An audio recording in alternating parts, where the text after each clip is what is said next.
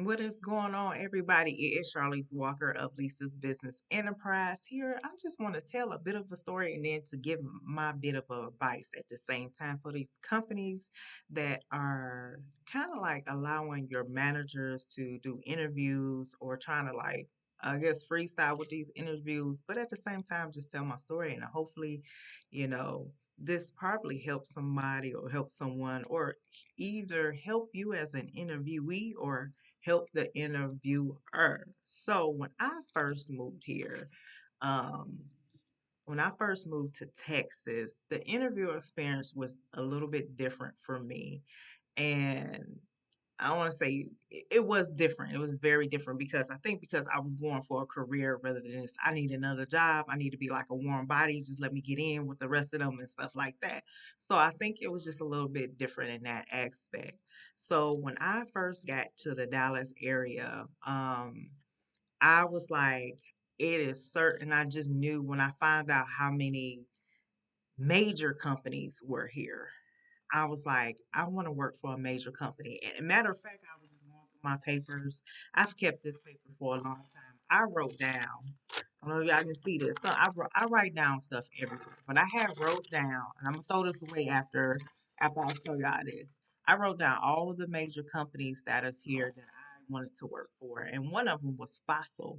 Fossil, I was like, I applied for them time and time again. Texas Instruments was one of them. Raytheon. I did interview for Geico. Geico. Um, Blue Cross Blue Shield. I always applied to them. Samsung. But then I end up getting into like, you know what? I'm okay if I don't get into those major companies. So, I thought it was going to be like major on my resume, which it can be. But so my thing is with the interview was it raised some red flags for the interviewer. So one of the companies that I really wanted to work for, and not the ones that I named, I end up having an interview. So I interviewed with the recruiter. Of course, you interview over the phone. I'm in HR, so I always interview with the recruiter, and then I interview with the HR director. So let me tell you the story.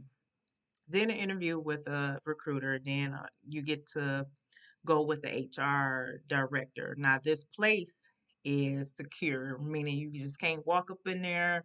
You have to give them your ID, speak with the security guard and everything. So I was on time. I always believe you're on time. Now, if you on time, like if uh, your interview is at 9 o'clock and you get there at 9 o'clock, you're late. That's what my dad says. You're late.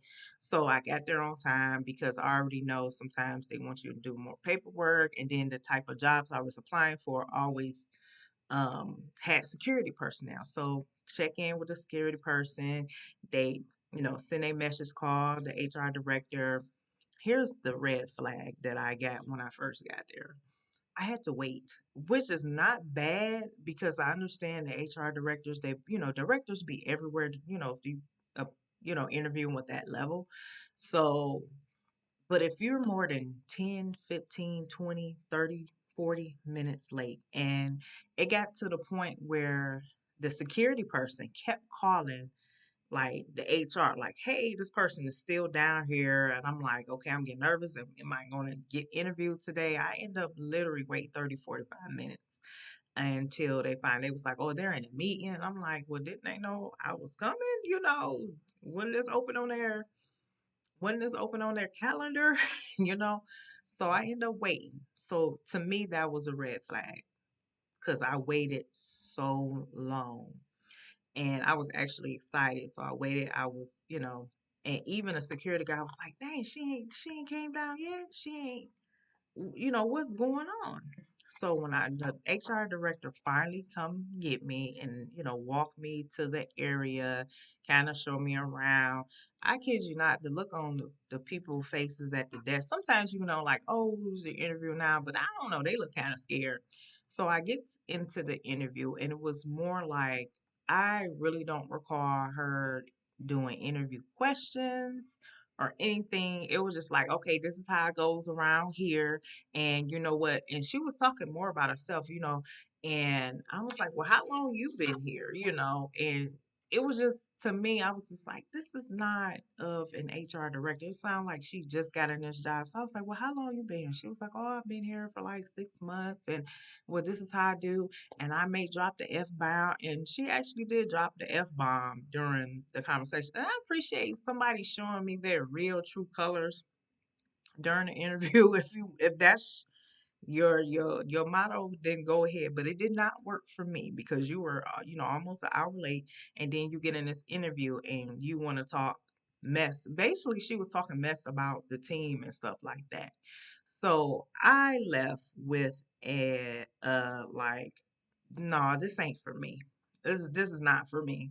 So I ended up leaving, left. Soon as I got home, I emailed the recruiter. You know how the recruiters like, oh, let me know how it goes and how you think or whatever. So I was just like, you know what? This I'm no longer interested in the job, and I didn't tell her what happened per se. I was just like, this is not a good fit for me.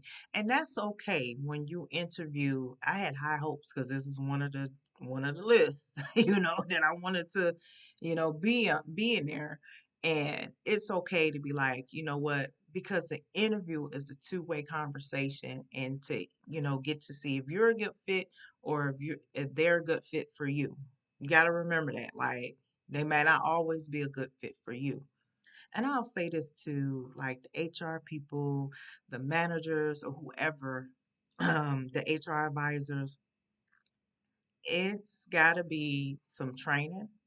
It's got to be, and I know they're doing this nowadays, but continue to be on the people that do the interviews, to continue to train the managers, to continue to train to say, hey, this is appropriate and this is not appropriate. These questions are appropriate, like a question: what type of transport? Can you get here? Do you have reliable transportation? Is an appropriate question. Not what type of car do you have? Do you have a car? Can you get here? Are you on a bus? What? That's inappropriate. Not appropriate question to ask. So even though I had a bad experience and I did not end up working for one of the, I don't know how many, I probably have like 20 on my list here, major companies, I still advanced. I still was able to work in HR. I still work Monday through Friday like I wanted to. And I'm still, and I work from home. So there it is. Red flags. So if you want to know more about my services, my digital downloads, and my e-learning workshops, make sure you go to my website and like and subscribe to my page. Okay.